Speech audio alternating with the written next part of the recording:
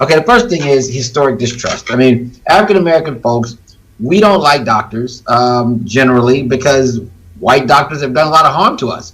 Up until recently, we have not even known that the data points show that African-Americans don't get care that's as good as white people from white doctors. We know that you don't get as good emergency room care. We know that black babies die more frequently if they're taken care of by white doctors.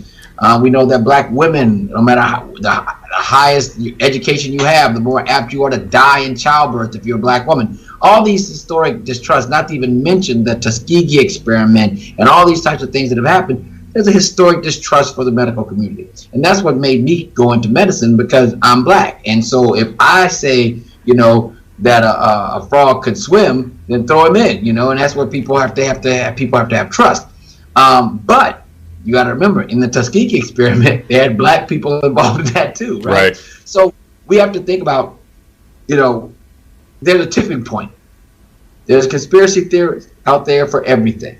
The Earth being flat, people didn't go to the moon, and all these types of things.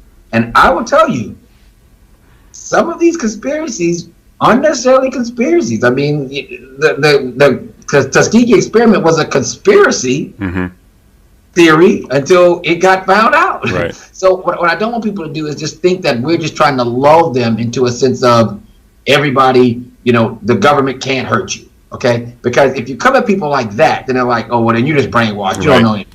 Okay? So I'm not saying that. What I'm saying is that some of the things, science generally tends not to lie.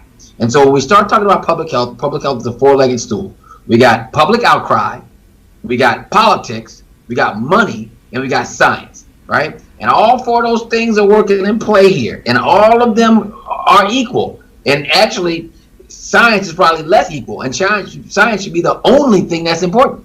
But it is actually the least important in that four-legged stool of public health in America.